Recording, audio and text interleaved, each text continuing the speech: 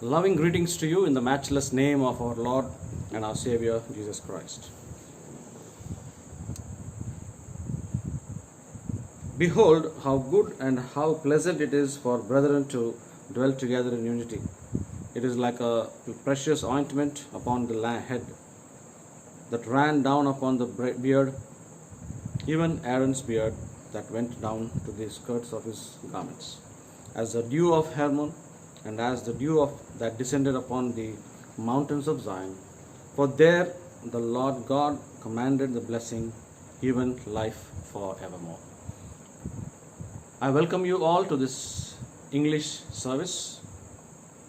I praise God for giving us this opportunity to start this service after a small gap due to some technical issues.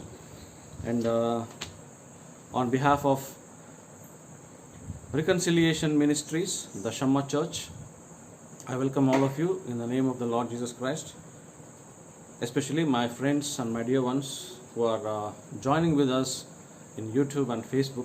I welcome all of you in the name of our Lord and Savior Jesus Christ, and God bless all of us. As we begin this service, I request all of you to bow your heads and close your eyes as we look to the Lord in our word of prayer. Heavenly Father, we thank you, Lord, for this time. Bless us abundantly, Lord, as we begin this service. Teach us, lead us, and guide us. Protect us from every harm and danger. Glorify your name in everything we do. Be with us and show us your grace and mercy. Lord, as we begin this service, Lord, be with us. Show your love upon us, Lord, because you're a God of love. You are love, Lord. We can love you because you loved us back. Father, we thank you for what you have done. We praise you for what you are doing, and we look forward for what you are going to do in our lives. We just can stand in awe and say, Lord, you're a God who is worthy of all worship and praise. All glory, honor, dominion, and power belong to you. We just can say, Lord, that you're a God who has done wonderful things. We just can offer your hearts to you, Lord, our life to you. Fill us, lead us, and guide us. In this worship service, let everything be done according to your will and pleasure. The time of singing, the time of worship, and also, Lord, the time of the meditation of the Word of God. Speak to us, Holy Spirit of God. Show us your unction. Give us your boldness, the strength, the power. And also, Lord, teach us according to your will and pleasure. Help us to really look forward for your grace. As we begin this service, be with us. And Lord, we pray that all satanic iniquities, satanic forces may be completely devastated by thee. Your blood may completely cleanse us, that we may worship you with spirit and in truth. Lead us and guide us. We pray in Jesus Christ's holy and precious name. Amen. Amen. Dear children of God, it is such a wonderful pleasure for us to meet in this manner after a long, small break. And that break was due to some technical issues. But, we always say that God will make a way where there seems to be no way. So instead of saying that, let us sing that song and let us worship God, give Him all the glory, all the dominion, all the power, and all the majesty to Him. Let us sing, God will make a way where there seems to be no way.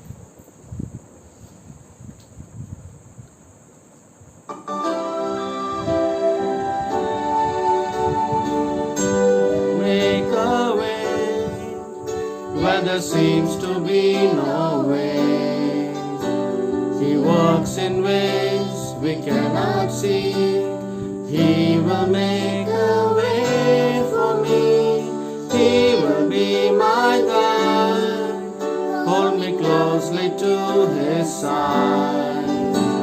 With love and strength for each new day, He will make a way. He will make a way. God will make a way where there seems to be no way. He works in ways we cannot see. He will make a way for me. He will be my guide.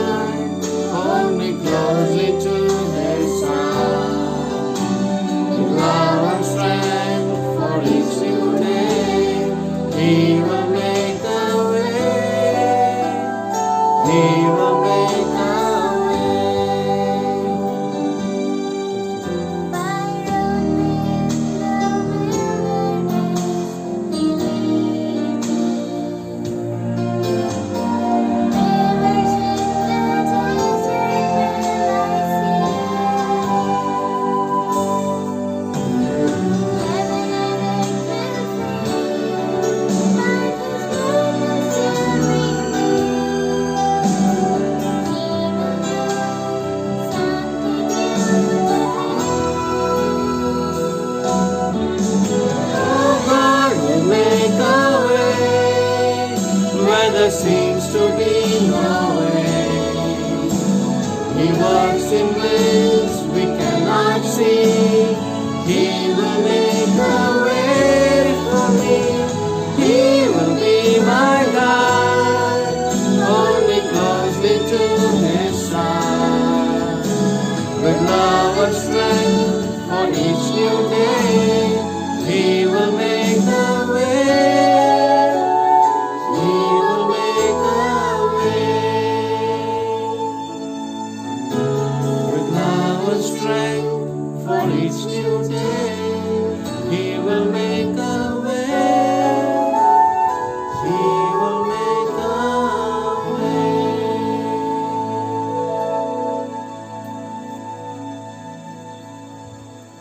Let's all stand and walk in the ways which Lord has shown us. Jesus is the way, Jesus is the truth, and Jesus is the life. Let us walk on this path which will lead to heaven. At this moment, I would like to request Jessica to come and read for today's scripture portion. The scripture portion taken from today is from the book of Ecclesiastes, chapter 12 and verse 13. Ecclesiastes, chapter 12 and verse 13. Let us hear the scripture reading for today. Today's word of God is taken from Ecclesiastes, chapter 12, verse 13. Let us hear the conclusion of the whole matter. Fear God and keep His commandments, for this is the whole duty of man. May the Lord be praised.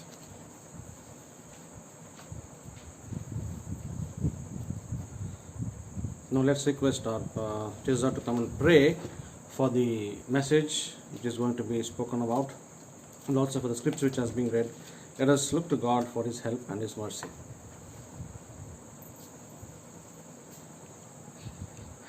Praise the Lord, everybody. Let us pray. Our gracious and Heavenly Father, thank you, Lord, for this wonderful evening, Lord. Lord, just thank you for being with us in the morning service and helping us to come to Thy presence in this evening, to worship Thee, to adore Thee, and to, Lord, come to Thy presence and bow ourselves and worship Thee, O Lord. Lord Jesus, thank you, Lord, for this wonderful day. Lord Jesus, Lord, many have passed away without seeing this day, but Lord, you have kept us alive. Lord Jesus, you have loved us with Thy everlasting love, and you have, Lord, chosen us with Thy Lord, eternal love, and you have, Lord, kept us alive today to worship Thee and to adore Thee, O Lord. Thank you for giving us a chance to worship Thee once again, O Lord. Lord Jesus, in this evening, Lord, we submit ourselves into Thy hand. So, Lord Jesus, thank you for saving us, Lord, from this pandemic time, Lord Jesus, and Lord Jesus, thank you for being with us in all this, Lord, situations which are going on in the world, O Lord. Lord Jesus, yes, Lord, you are the protector for us, O Lord. You are the Savior for us, O Lord Jesus. Thank you, Lord. Lord Jesus, you are the counselor, and you are the Lord Savior that we have, Lord Jesus, for us in our lives, O Lord. Lord Jesus, we submit ourselves into Thy loving hands and praise Thee, O Lord. Lord Jesus, praying for the wonderful time now, O Lord Jesus. I submit all this worship time into Thy loving hands. Lord Jesus, be with us and help us, lead us according to Thy will and grace. Lord Jesus, thank you for the word which was read, O Lord. Lord Jesus, bless the word. Lord, praying for the word which is to be told. Lord Jesus, I committing Thy servant into Thy loving hands, Lord. Lord Jesus, whatever the words which you are giving to him, Lord Jesus, help the words to be a helping and, Lord Jesus, blessing word in our lives, and that we may be blessed through this words, O Lord. Lord Jesus, help us to grow spiritually on, and help us to prepare ourselves for Thy coming, O Lord Jesus. Lord, once again I commit this wonderful time into Thy loving hands. I ask all this in the almighty name of the Lord and Savior Jesus Christ. Amen.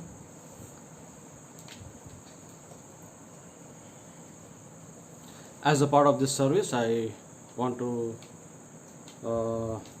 mention that God has given us this time to look forward and also to grace to glorify God's name. As we worship His name, I request the kids to come and sing a song how Jesus has come to this earth and done wonderful thing for us. I request Jessica and Kevin to come and sing a song for us as a corporate worship.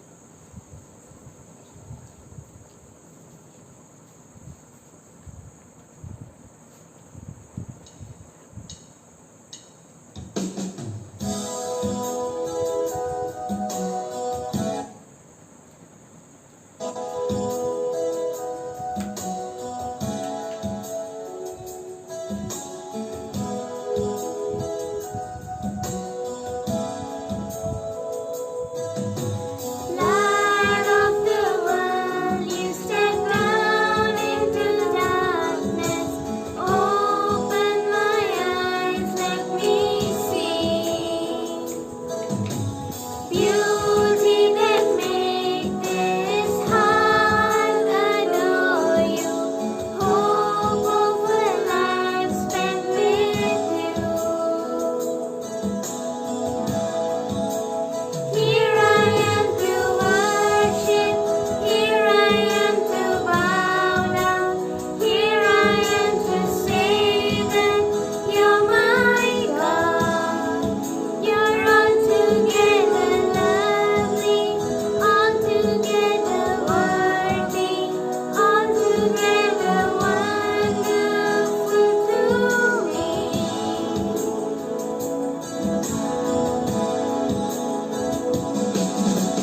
King of all days, oh so highly exalted, glorious in heaven above.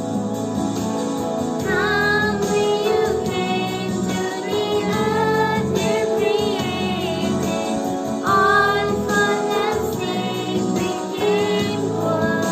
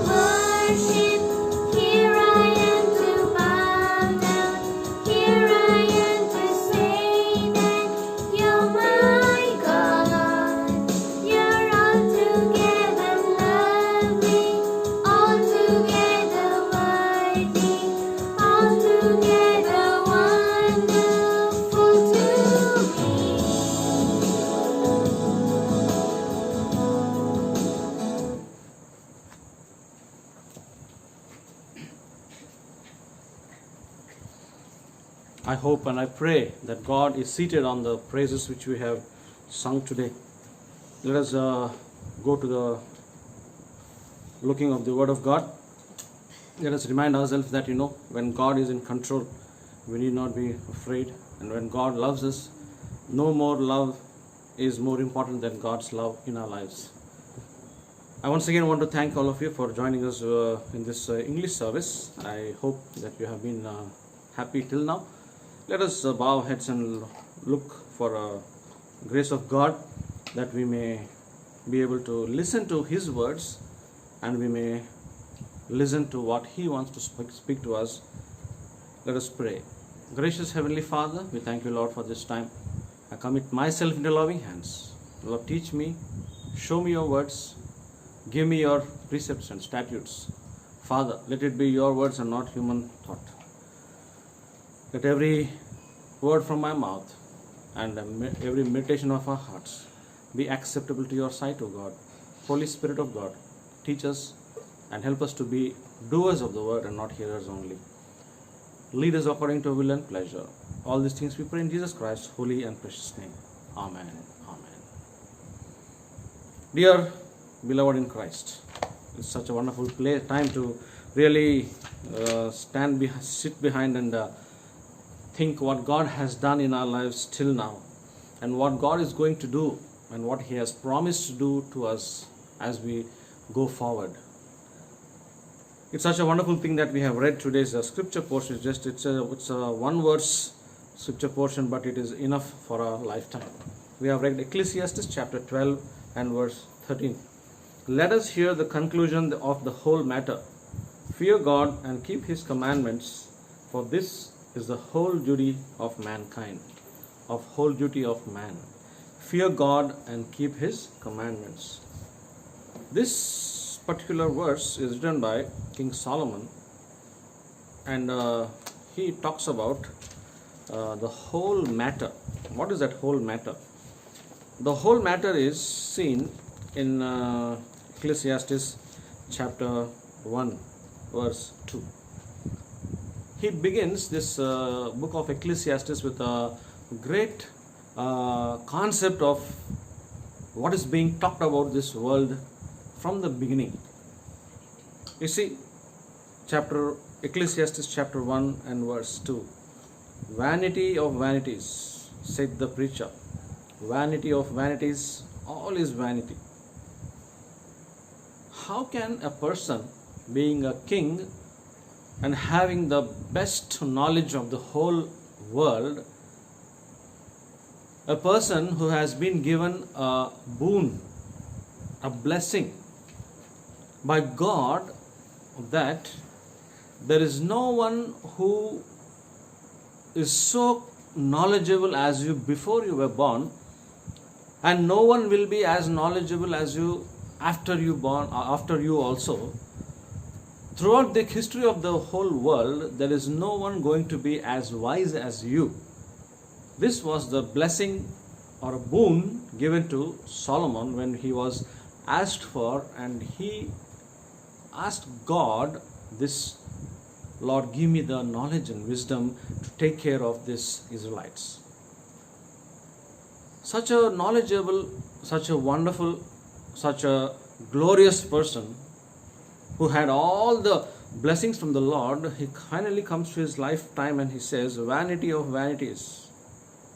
See, since he is a knowledgeable person, since all the knowledge which he has been exercised in his life, we need to remember, we need to think of this word also, we need to recapitulate this word also. Vanity of vanities. The most knowledgeable person, the person who is known for his wisdom, and the person who is completely known for the way he deals in a wise way, he speaks vanity of vanities. What is the reason? Some people, they call it, he speaks because he's out of his mind. No, Solomon was not out of his mind. Till he spoke these words, he was out of his mind. We know what he did. He had so many things, concubines and wives and a lot of things which we can't even imagine about. 1,000 concubines. That's really atrocious. But the person who is called the most knowledgeable, the most wise person of the whole world, before him and after him, he says, vanity of vanities. What does that mean? We have to understand that also. We just cannot say the statement came from a madman or a person who has lived his life and has seen all the bad things of life. He has come to a point and is completely devastated, depressed, and completely come to confusion, and he just makes a statement. No, he just not makes a statement. Because when we read the book of Ecclesiastes, we see his life. Now there is no time for us to go into the retrospection of all the whole things, but let me give just a crux of the whole message. Let me give the outline of the book. He starts with vanity, but he ends with, he says, the whole matter is fear God and obey his commandments. What does that mean? When he started with vanity and he ends with fear God, he tells us particularly, and he reiterates the fact that when a Christian, when a God's child does not listen to God, does not fear God, it becomes a vanity. Because till then, till he started writing this, till he came to a consensus, he came to a retrospection of himself, introspection of himself, till he came to his mind that what he had done is wrong, and what is going to happen to him in the future is a very devastating thing. Let us be reminded that Solomon was called by God when he was given that promise. But there is a lot of difference between heeding to God's call and being consistent to God's call. Because we need to understand that God does not call us to follow his commands to their logical conclusion. See, Solomon was thinking about the logical conclusion that if we follow God, everything will be alright. If we are God's children, everything will be alright. No, the thing is, if we are God's children, the conclusion is that everything will be alright. If it is God's king, if it is God's desire, if it is God's call, we need to understand that everything is in God's control. Yes, but not only being in his hand is sufficient, we need to walk with him. King Solomon was a person who was in God's hands. God gave him wisdom, knowledge, great knowledge. A queen from east, queen from a far off land came to see him. Queen Sheba. What did she say when she saw all this Solomon's greatness? What she said was, the other half was not being told to me. Only half was being told to me. When I came, I saw the complete picture. That was the statement Queen of Sheba gave about Solomon. But this Solomon talks about vanity of vanities. See, God does not call us to follow his commands to their logical conclusion. Let me remind you, God is not a God of logic. God is a God of love. What is logic? A hand for a hand, tooth for a tooth, an eye for an eye. So when I am a child of God, everything will be alright. That statement is half correct. That is the conclusion which people give. That is the conclusion which many preachers give. You believe on the Lord Jesus Christ and you will get all what you want. Your riches, your money, your thing, your that, your this, your car. That is logic. But what is the real situation there? When you believe on the Lord Jesus Christ, you will be saved. That is most important. After being saved, walking in that saved condition and maintaining that status and maintaining that walk with God, maintaining that talking with God and walking with God is most important. Just being saved one day and living a life according to whatever happening is not important. That's not sufficient. We need to walk consistently. That's what it says. God does not call us to follow his commands to their logical conclusion. He calls us to follow them to their illogical result. See, God's result is illogical. In the sense, it is not this of this world.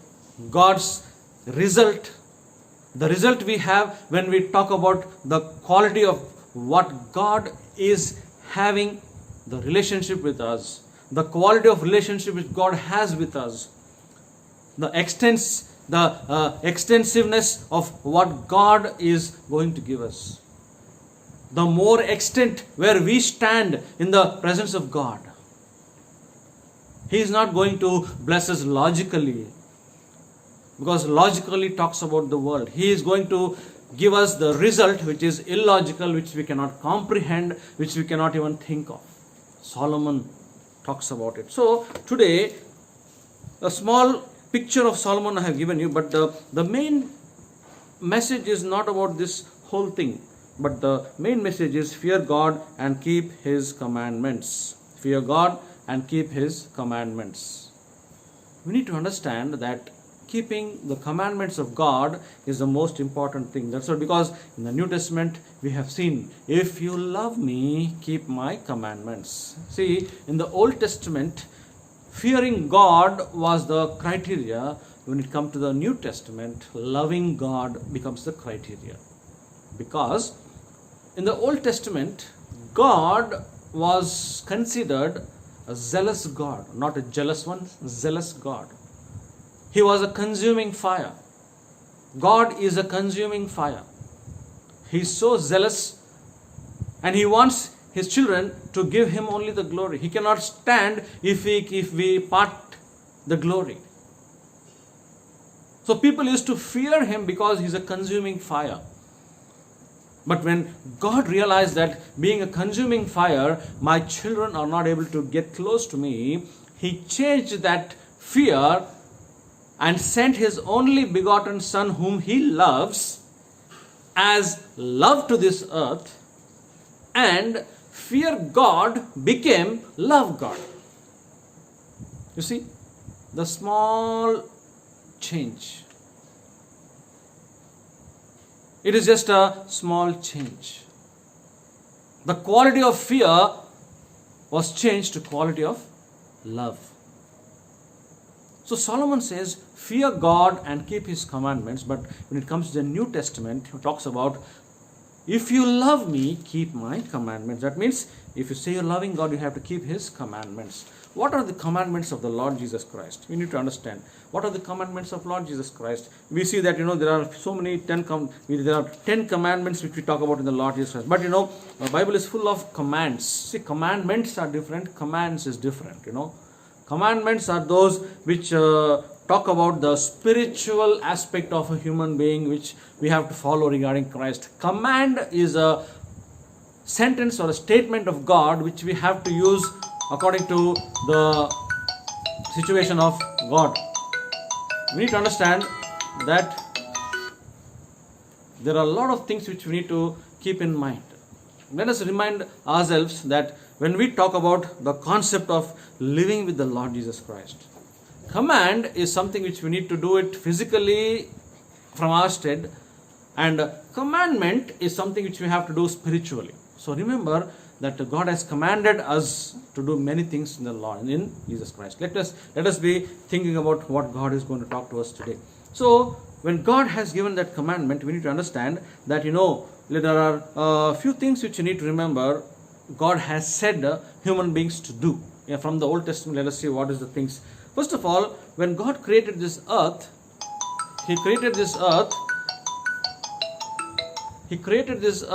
that we can live according to His will. He made us to come into this earth just before He wants us to live in this earth.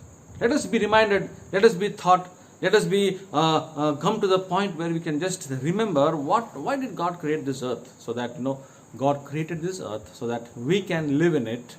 And when we live in this God-given earth, we can enjoy the presence of God in this earth and then get ready for the heavenly presence of the Lord Jesus Christ in heaven.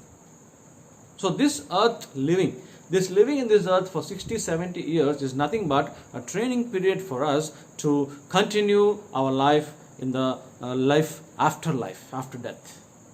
There is a life after death for us. Just remember. So what did God do? To few things let us remind ourselves of. When God created the heaven and the earth and the Garden of Eden, He gave Adam and Eve a wonderful blessing, saying that you go and you replenish the earth and you take care of the earth. The earth is yours. Garden of Eden is yours. But He also gave one small command. He gave statements, He gave love, He showed love, He showed them the grace, He showed them the mercy. He also made them to have a wonderful life in the Garden of Eden. They were the leaders, they were the kings, they were the sole proprietors of the kingdom of God in earth. But He gave them a small command also. Eden with the tree. What was Eden with the tree? Don't eat thereof. Eat not. Genesis chapter 2 verse 17. Don't eat the tree, don't eat the fruit which comes from that tree. It is difficult for us to listen to God's command, because many a times we as human beings know what the result is going to be, but we do not think of what we will become.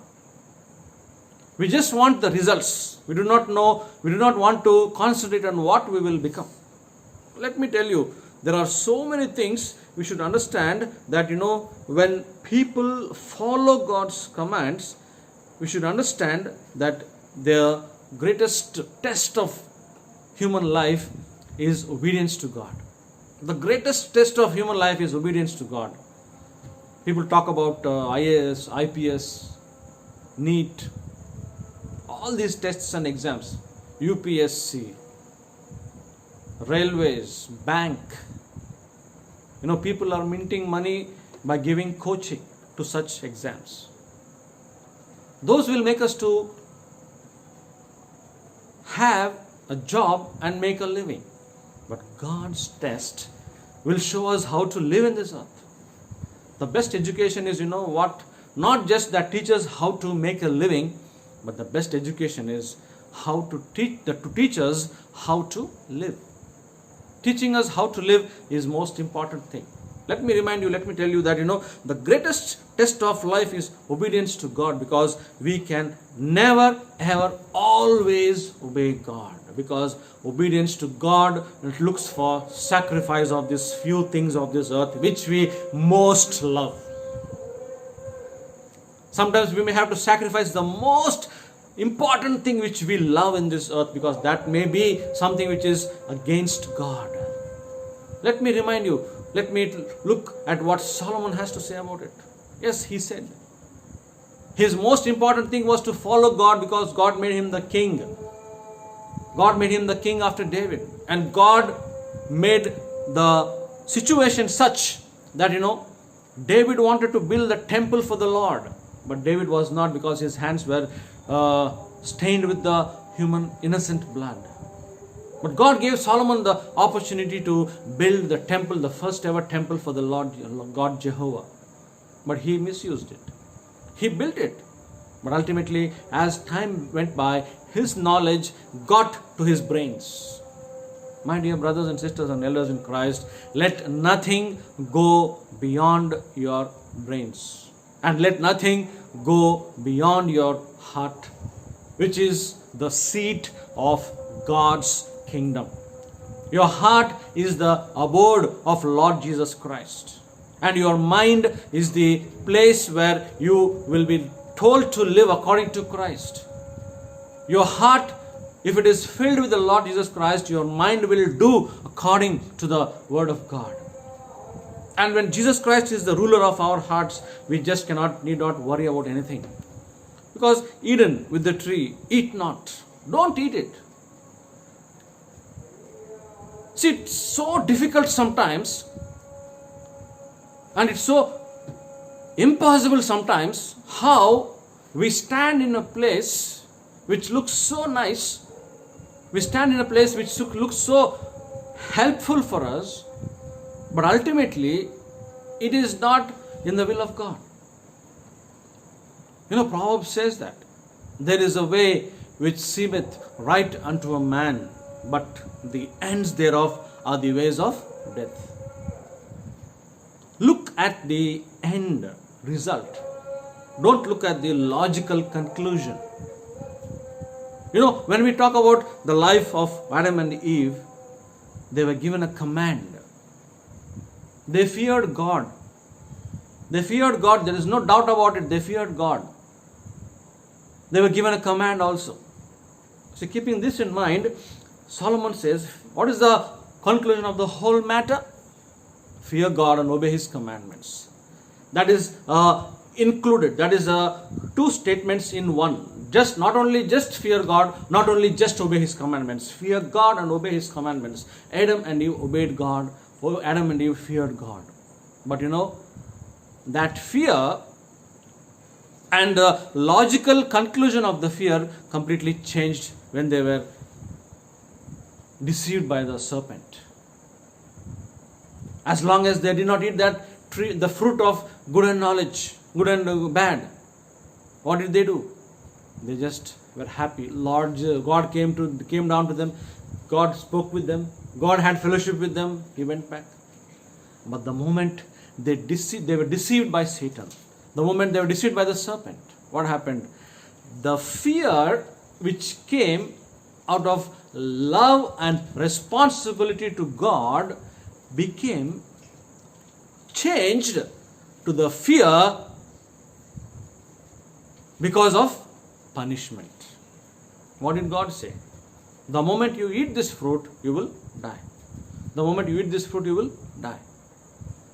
And their death was not physical, but the moment their internal eyes, spiritual eyes were opened and they found themselves naked, that was the death which they lost. The death was they lost the fellowship with God. The death was they lost that glory with God. And the death was they completely were annihilated from God's presence. Let me remind you, my dear brothers and sisters in Christ, when God says don't do something, it means do not do it at any cost. And when God says to do something, do it whatever matters. That is the most important concept of the Bible. Solomon was not given permission to do all that he did, all the bad things he did, but he did it. But he also come to the point saying that no, there is nothing which will come between you and me, God. It's only, this world is vanity. Vanity of vanities, if you are not in my life, Lord. This world is completely vain if you are not control of my life. My life is waste. My life is completely devastated if you are not in control, Lord. I may be having a wonderful job, I may be having wonderful family, I may be having wonderful money and everything which is looking as if I am completely settled in this earth. Let me tell you, my dear brothers and sisters, you are not settled in this earth unless you settle down with God. Crores of rupees will not make you settle down with God. But if you use those crores of rupees to make God to be glorified, it's a complete settlement, let me tell you. Even with the tree, eat not, don't eat it. And let me tell you, let me reiterate, let me remind you that as you prolong this Christian life, as you go ahead in this Christian life, there are instances, there are situations, there are places, there are circumstances where you will be asked to stop doing some things from your conscience and from the Holy Spirit's perspective. You know that, I know that. When you stop it, you are glorifying God. When you do it, the wrong things, you do not glorify God. But let me remind you, whether you glorify God or you don't glorify God, God does not change His love towards us. When you glorify God, He blesses you happily.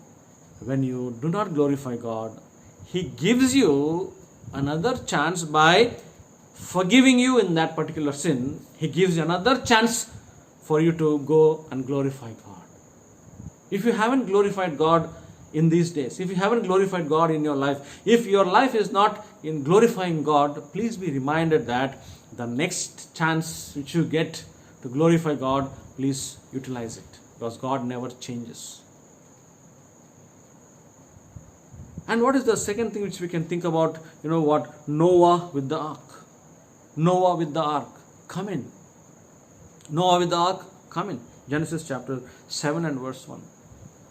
Noah was asked to build an ark. We know the whole story. What happened, how it happened. Come in. Jesus has given us the chance to come into the hands of God. Let me remind you. God will only bless the relationship which He is involved in. God will only bless the relationship which He is involved in. If He is not involved in the life of His children, how can you be blessed? I won't say He will not bless you. Even we are involving Him or not, even we are involving in Him or we are allowing Him to involve in our lives, He has been blessing us. But let me reiterate, let me remind you, let us be reminded, when God is given the involvement in my life, when God is given the permission, when God is allowed to work in my life, you will see that our life will be the blessed life for us as well as the people surrounding us, and whomever we get into contact with and whoever we get into touch with, whoever we speak about, when we allow God to involve Himself in our life, that is the most blessed thing of heaven and earth. Come in. He has given us such a wonderful pleasure to come in His kingdom of God. There is going to be one day when Jesus Christ is going to come in the mid-air, and all of us are going to be raptured in the mid-air. And what is going to happen? As in Matthew 25 we see, the bridegroom came.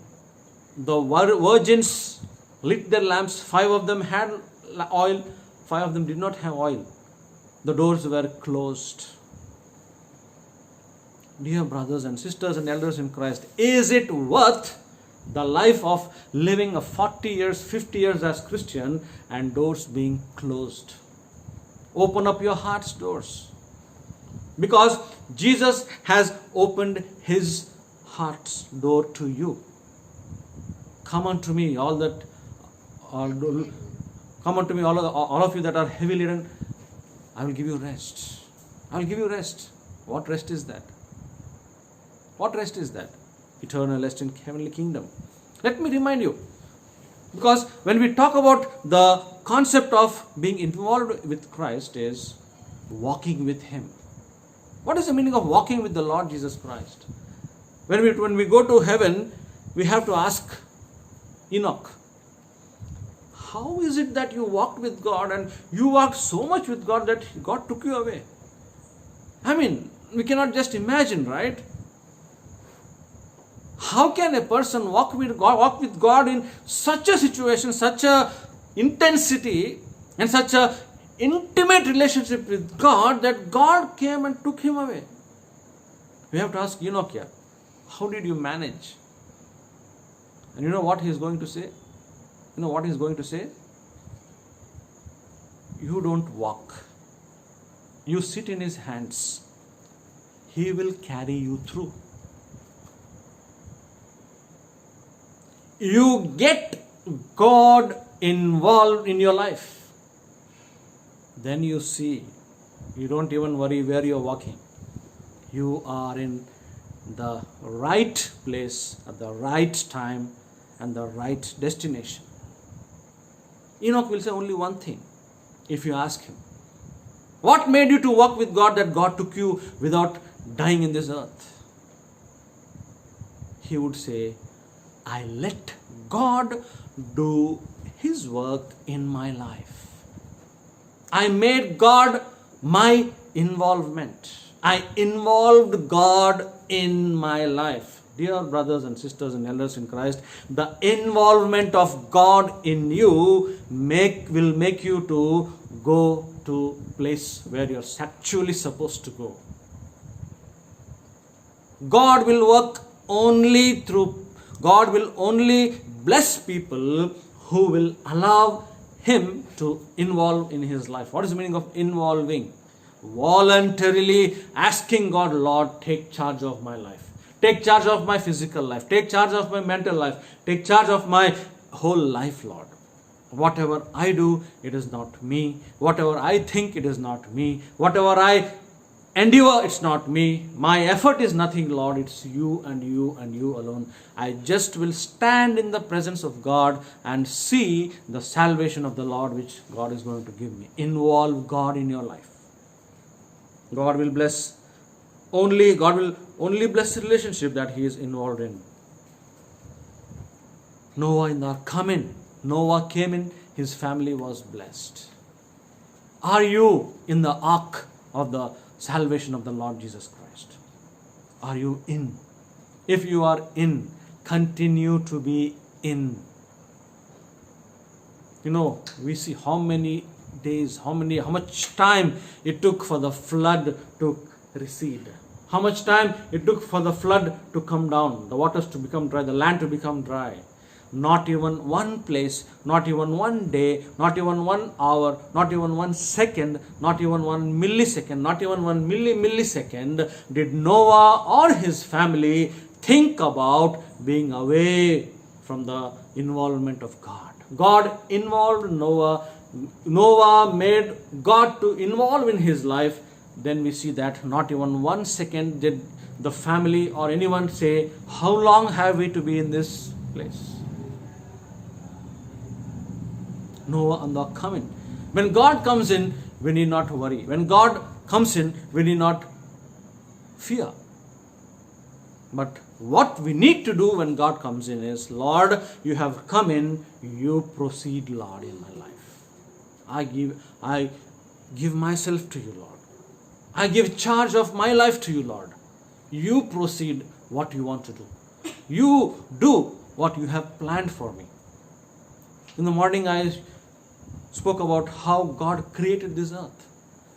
But let me tell you, even before the foundations of the earth were being laid, God has pre-planned my life in this earth. Not only mine, all of our lives.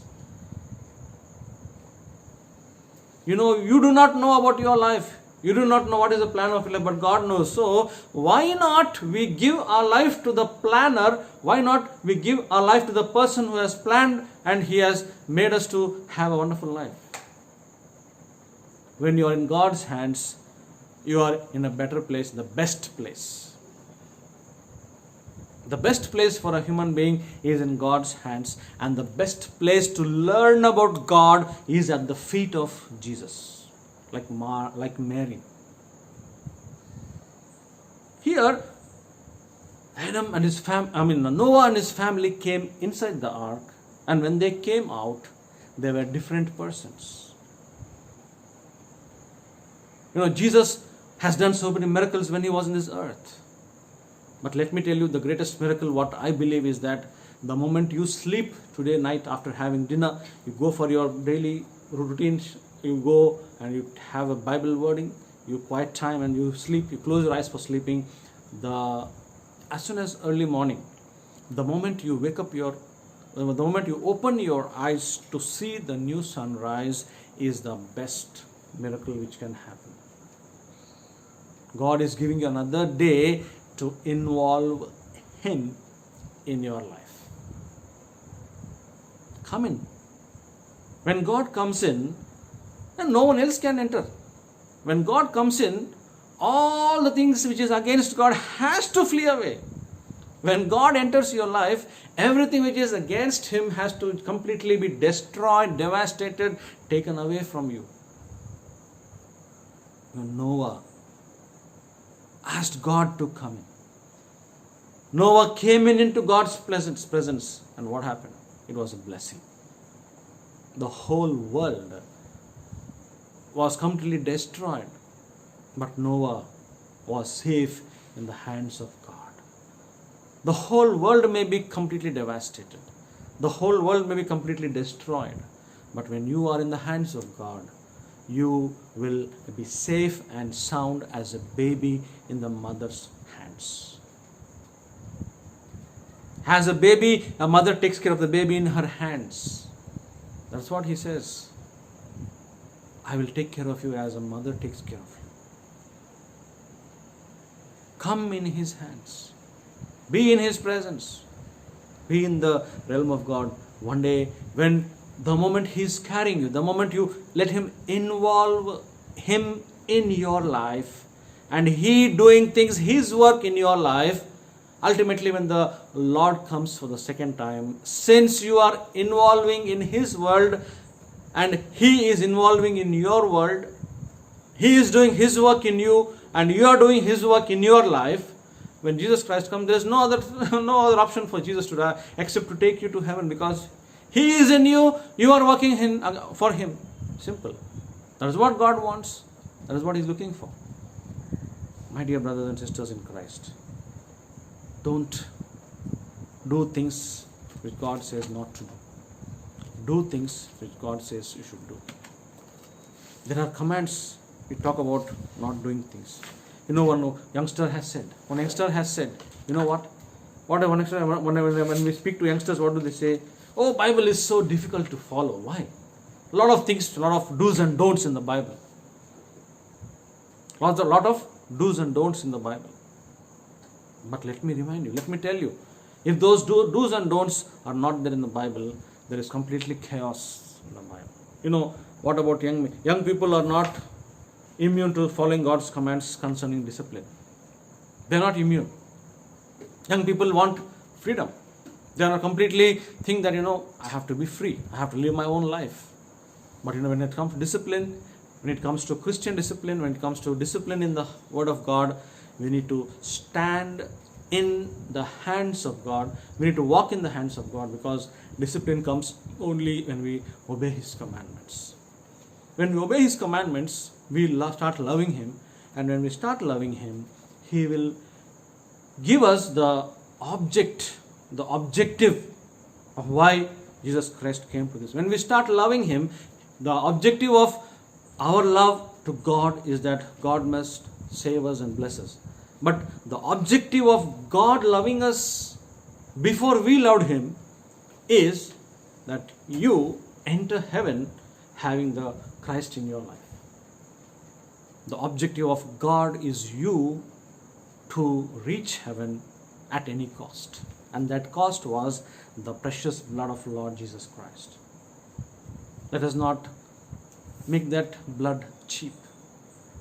Let us not make that blood unworthy.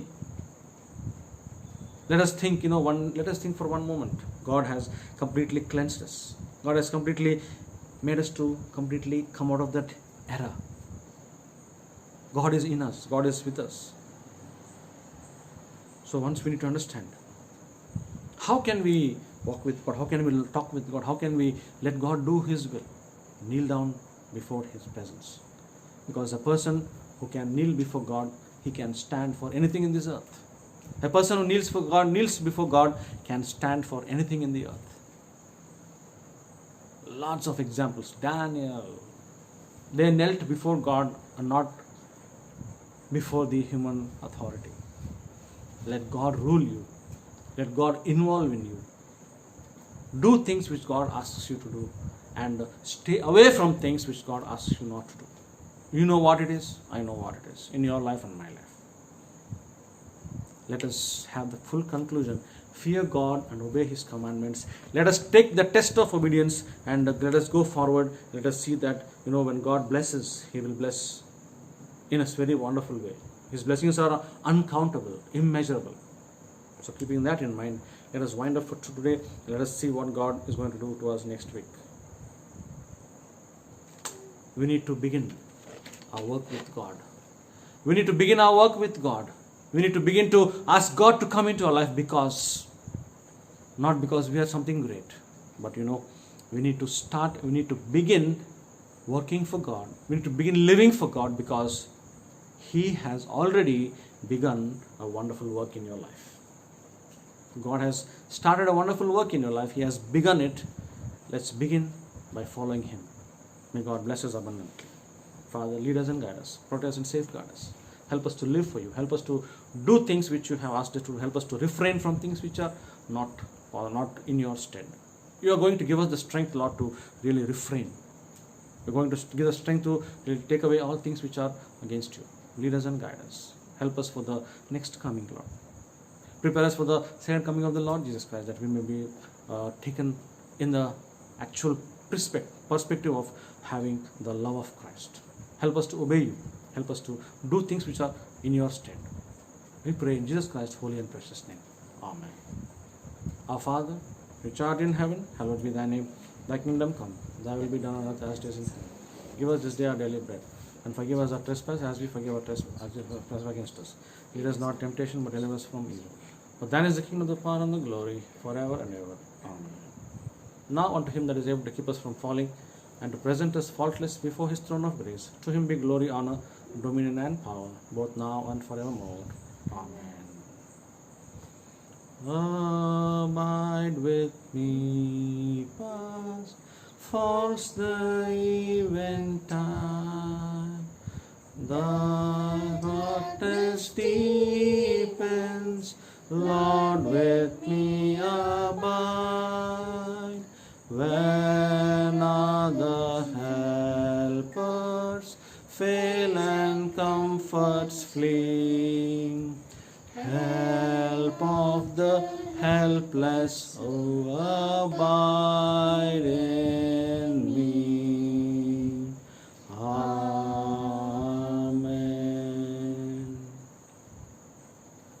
Praise the Lord. God bless you.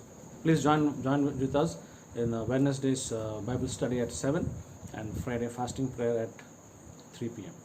God bless you.